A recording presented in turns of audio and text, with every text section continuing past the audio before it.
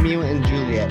Today we are going to be finishing Act 3 by reading scenes 4 and 5. All right, we have a lot to get through today because things are happening quickly over in Verona.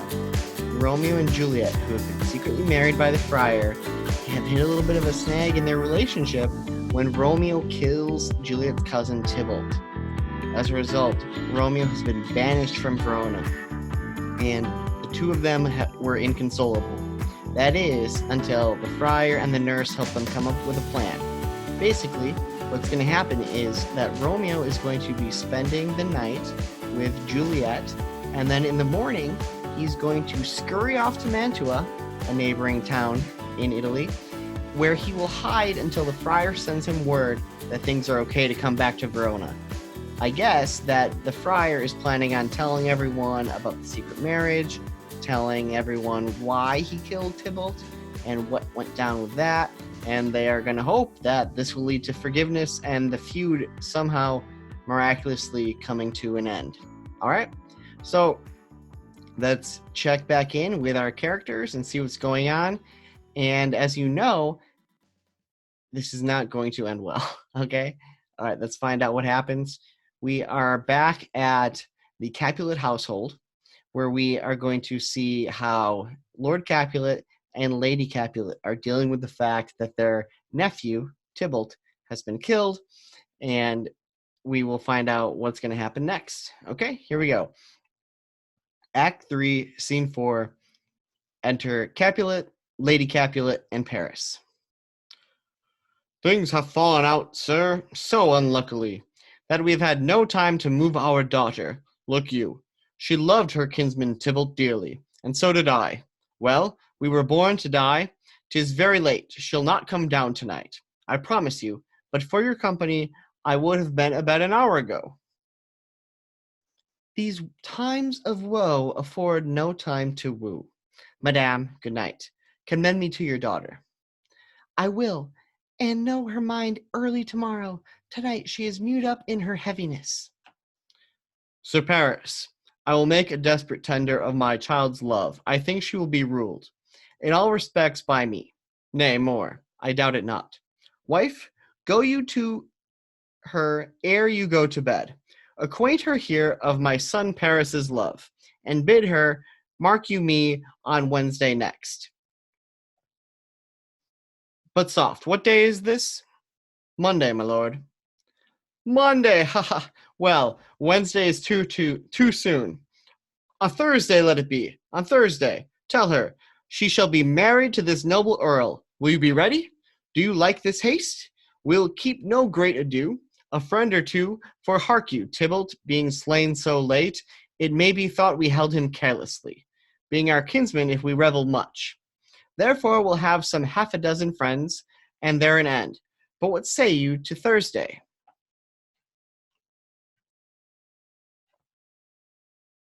My lord, I would that Thursday were tomorrow. Well, get you gone. A Thursday be it, then. Go you to Juliet ere you go to bed. Prepare her, wife, against this wedding day. Farewell, my lord. Light to my chamber. Ho! Afore me! It is so very late that we may call it early by and by. Good night. Exeunt. All right. So, wow. Did you guys see that coming? I certainly did not. Lord Capulet, who earlier, you'll remember, when Paris wanted to marry Juliet, he was very chill about it and reluctant to arrange a marriage. He basically told Paris that Paris should woo her, get her heart, and that his will is just a part of the consent process.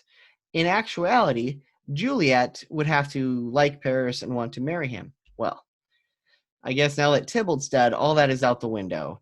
And he knows that his family's sad and Juliet's sad. So I know what'll cheer everybody up.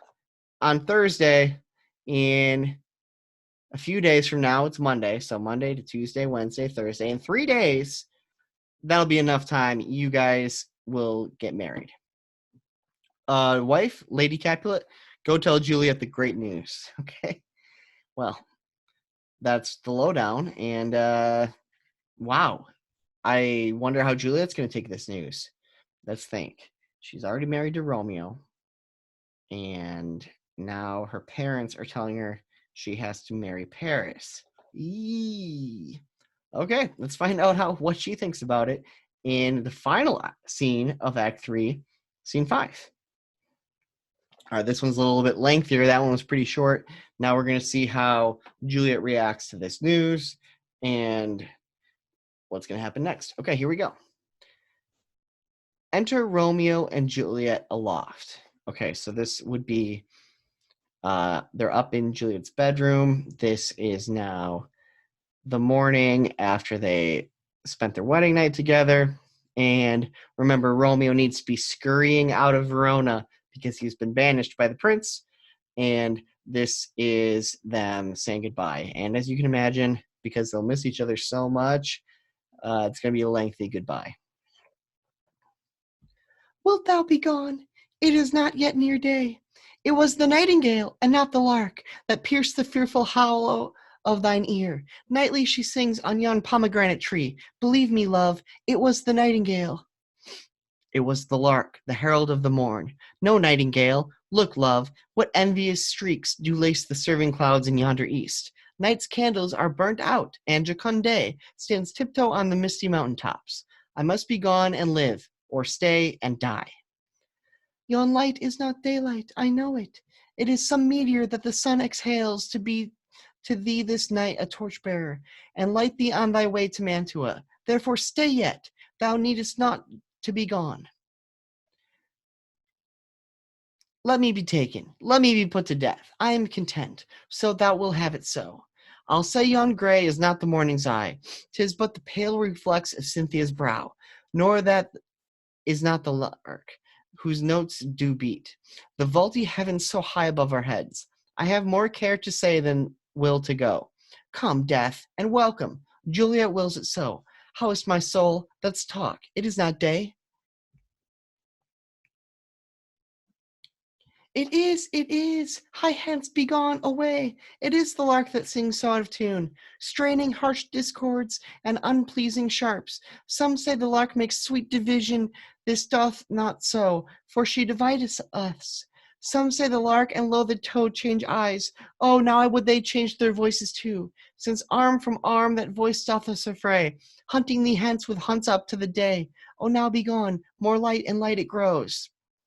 More light and light, more dark and dark our woes. Okay, quick recap there.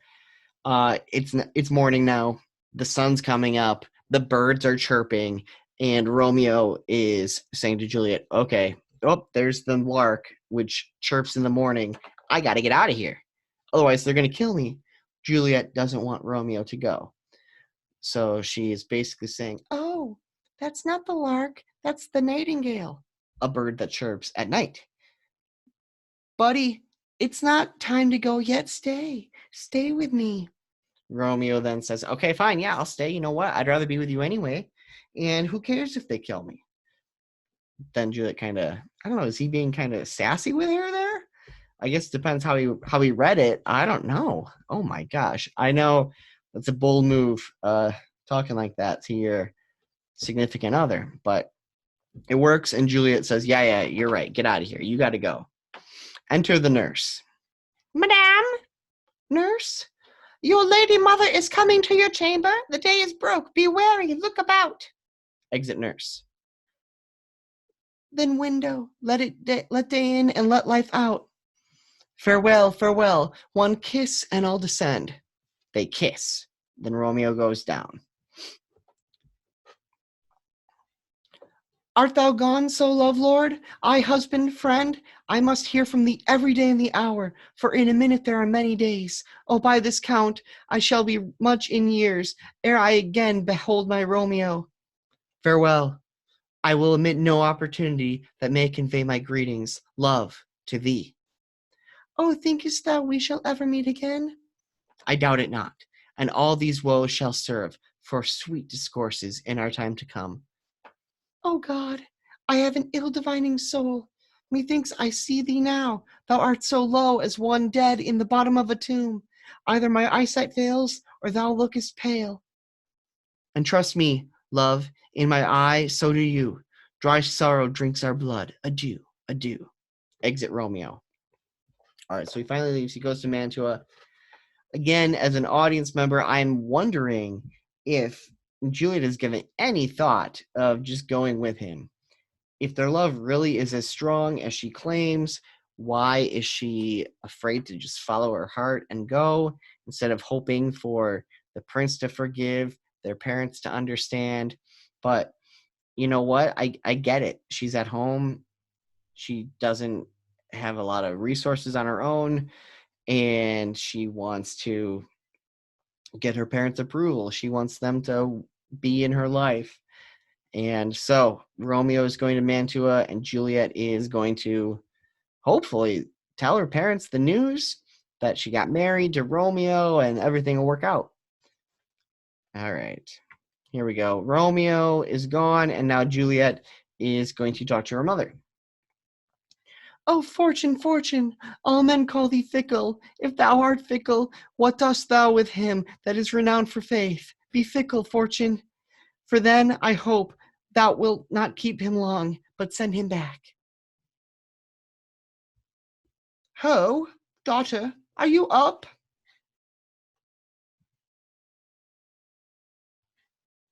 Who is that calls? Is it my lady mother? Is she not down so late or up so early? What unaccustomed cause procures her hither? Enter Lady Capulet. Why? How now, Juliet? Madame, I am not well. Evermore weeping for your cousin's death? What? Wilt thou wash him from his grave with tears? And if thou couldst not make him live. Therefore have done. Some grief shows much of love, but much of grief shows still some want of wit. Yet let me weep for such a feeling loss. So shall you feel the loss, but not the friend which you weep for. Feeling the loss, so cannot choose but ever weep the friend. Well, girl, thou weepst not so much for his death, as that the villain which slaughtered him. What villain, madam? That same villain, Romeo. Juliet aside, meaning it's like a whisper. The audience would hear it, but her mother would not. Villain, and he be many miles asunder. To Lady Capulet. God pardon him, I do with all my heart, and yet no man like he doth grieve my heart. That is because the traitor murderer lives. I, madame, from the reach of these hands, would none but I might venge my cousin's death. We will have vengeance for it, fear thou not. Then weep no more. I'll send to one in Mantua, where that same banished runagate doth live. Shall give him such an unaccustomed dram, that he shall soon keep Tybalt company, and then I hope thou wilt be satisfied. All right, let's take a little break and talk about this. Okay, Romeo leaves. Juliet's crying. She's so crying. So I couldn't really get the waterworks going myself. Just not that great of an actor yet. And so she's crying because Romeo's gone, and she misses him, and she's worried about their future. Lady Capulet, her mother, assumes that she is crying because she's so upset that Tybalt's dead.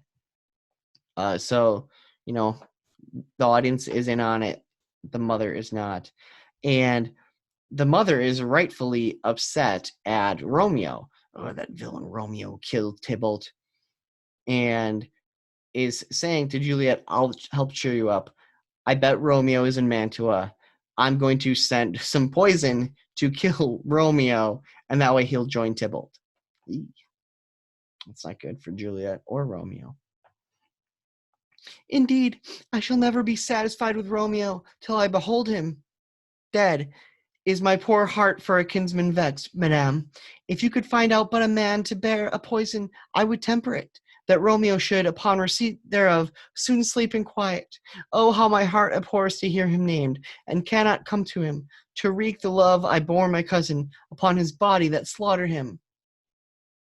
So Juliet says, oh yeah, I'll never be satisfied until I'm with Romeo. she means she wants to be with him. The mom thinks, until I see that he's dead. She says, if you're going to poison him, let me be the one to mix it. The mom thinks, oh, because that way she can get her revenge. We know it's because she wouldn't actually poison him. Okay, so little wordplay there going on there. The daughter tricking the mother. Find thou the means, and I'll find such a man. But now I'll tell thee joyful tidings, girl. And joy comes well in such a needy time. What are they, beseech your ladyship? Well, well, thou hast a careful father, child, one who, to put thee from thy heavens, hath sorted out a sudden day of joy, that thou expectest not, nor I looked not for. Madame, in happy time, what day is that? Marry, my child, early next Thursday morn, the gallant young and noble gentleman, the county Paris, at St. Peter's Church, shall happily make thee there a joyful bride. Now, by St. Peter's Church, and Peter too, he shall not make me there a joyful bride. I wonder at this haste that I must wed, ere he that should be my husband comes to woo. I pray you, tell my lord and father, madame, I will not marry yet, and when I do, I swear it shall be Romeo, whom you know I hate, rather than Paris. There are news indeed. Here comes your father. Tell him so yourself, and see how he will take it at your hands. Okay, not going well so far. Juliet finds out the shocking news that her parents have arranged a marriage with Paris for this upcoming Thursday. All right, this is not good. We know she cannot do that. She is already married to Romeo. Now, even if we didn't know this, I do think Juliet brings up some good points here. She says to her mother, why the haste? If you want me to marry him, why does it have to be so quickly? That's only a few days from now, and I haven't even met him. He has not had a chance to woo me. I'd rather marry Romeo. And she says, you know I hate him. So she basically tries to use logic to argue with her mother that she shouldn't have to marry Paris right now. This could have been an opportunity for her to tell her the truth. I can't marry Paris because guess what? I actually love Romeo and we already got married, but she doesn't have the courage or she doesn't think it's a good idea. I'm not quite sure, but she doesn't do that. She basically says, no, I won't do it. Lady Capulet says, all right, well, here comes your dad. I guess you tell him that you're refusing what your dad set up. All right, ooh. See how Capulet takes this news. When the sun sets, the air doth drizzle dew, but for the sunset of my brother's son, it rains down right. How now, a conduit, girl? What, still in tears? Evermore showering, in one little body thou counterfeitst a bark, a sea, a wind, for still thy eyes, which I may call the sea, do ebb and flow with tears. The bark thy body is, sailing in this salt flood, the winds thy sighs, who, raging with thy tears, and they with them, without a sudden calm will overset, thy tempest-tossed body. How now, wife? Have you delivered to her our decree? Basically says, hey, Juliet, you've been crying a lot. Wife, did you tell her the great news? Aye, sir, but she will none. She gives you thanks. I with the fool were married to her grave. Soft. Take me with you. Take me with you, wife. How will she none? Does she not give us thanks? Is she not proud? Does she not count her blessed, unworthy as she is, that we have wrought so worthy a gentleman to be her bride? Not proud you have, but thankful that you have. Proud can I never be of what I hate, but thankful even for a hate that is meant love. How? Chopped logic. What is this? Proud and thank you, and I thank not? Thank you not, and yet not proud? Mistress minion you. Thank me no thankings, nor proud me nor prouds, but fettle your fine joints against Thursday next, to go with Paris to St. Peter's Church, or I will drag thee on a hurdle thither. Out, you green sickness carrion! Out, you baggage! You tallow face! Fie! Are you mad? Good father, I beseech you on my knees, hear me with patience, but to speak a word. Hang thee, a young baggage, disobedient wretch! I tell thee what, get thee to church a Thursday, or never after look me in the face. Speak not, reply not, do not answer me. My fingers itch. Wife, we scarce thought us blessed, that God had lent us but this only child, but now I see this one is one too much, and that we have a curse in having her. Out on her hind leg. God in heaven bless her! You ought to blame, my lord, to rate her so. And why, my lady Wisdom? Hold your tongue. Good Prudence, smatter with your gossips. Go. I speak no treason. Oh, God, a good end. May not one speak? Peace, you mumbling fool. Utter your gravity or a gossip's bowl, for here we need it not. You are too hot. God's bread, it makes me mad. Day, night, hour, tide, time, work, play, alone, in company, still my care hath been to have her matched. And having now provided a gentleman of noble parentage, of fair dimensities, youthful and nobly trained, stuffed, as they say, with honorable parts, proportioned as one thought would wish a man, and then to have a wretched puling fool, a whining mammet in her fortune's tender to answer, I'll not wed, I cannot love, I'm too young, I pray you pardon. But, and you will not wed, I'll pardon you, graze where you shall not house with me. Look to it, think on it, I do not use in jest. Thursday is near, lay hand on heart, advise, and you be mine, I'll give you to my friend, and you be not hang, beg, starve, die in the streets, for by my soul, I'll never acknowledge thee, for what is mine shall never do thee good. Trust to it, bethink you, I'll not be forsworn. Exit Capulet. Okay, let's kind of pause there and talk about this. Juliet says to her dad, yeah, I'm not going to marry Paris, and he gets angry. I tried to display that with a stern-sounding voice. He says that, excuse me, you are my daughter, and I am the head honcho. I call the shots. You're so ungrateful. How dare you? I tell you what, if you don't marry Paris, who is a good match, and I arranged it, and I told him it's happening, if you don't marry him on Thursday, you are disowned. You are on your own. You're kicked out of the house. Nothing I have can be yours again. Don't ever talk to me again. Don't even look me in the face. Ouch. Yikes. That's a lot worse than having your phone taken away, right? You're going to get kicked out.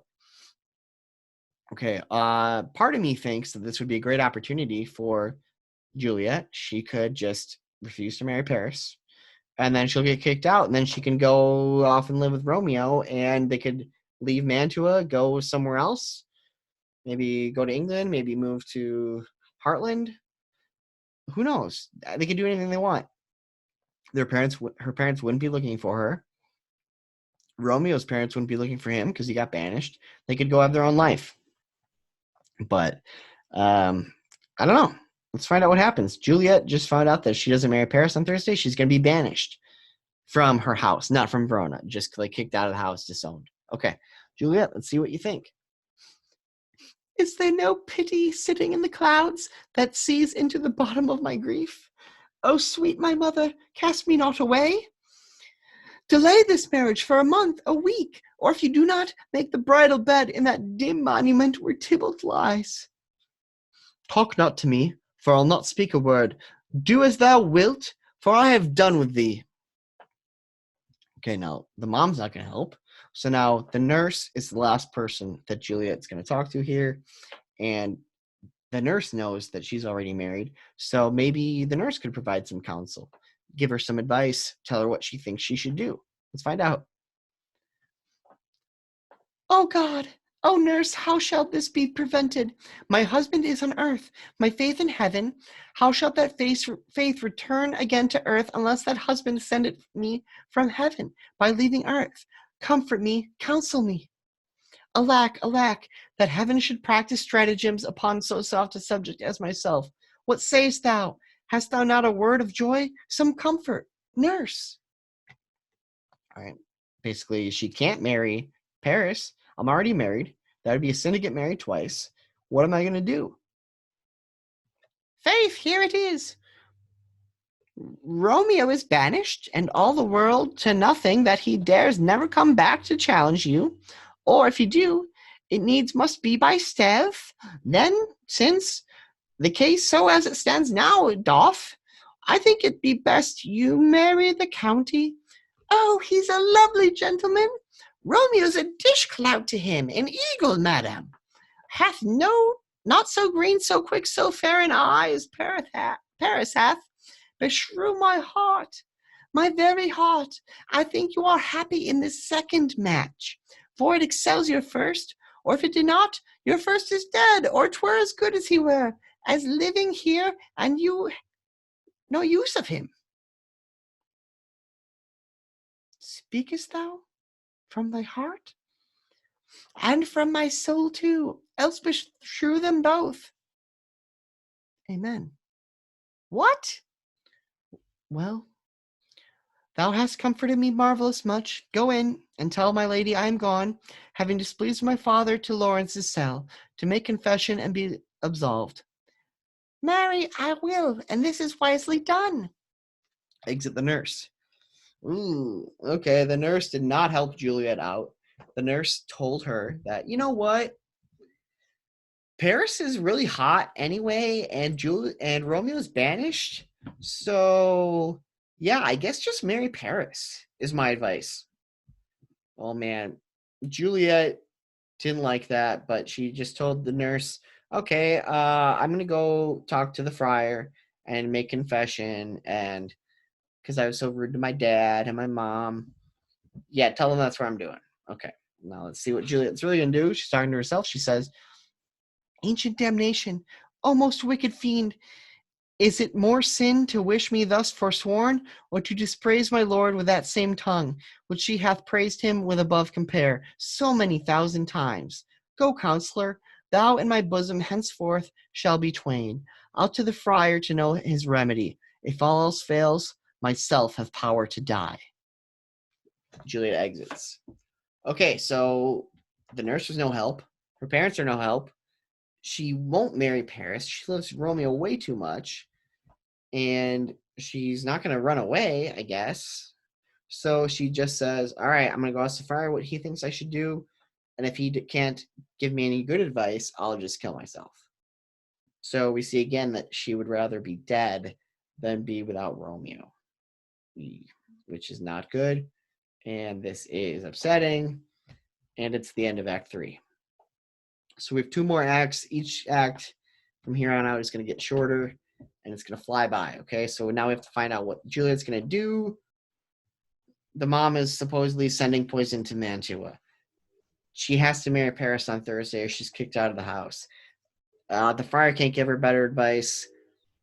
She's going to kill herself. She can't trust the nurse anymore. The nurse just wants her to marry Paris. Ugh. Oh my gosh, this is getting crazy, guys. All right, tune in next time, and we'll hit up Act 4 and see what's going to happen next. All right, thanks. Have a great day. Bye.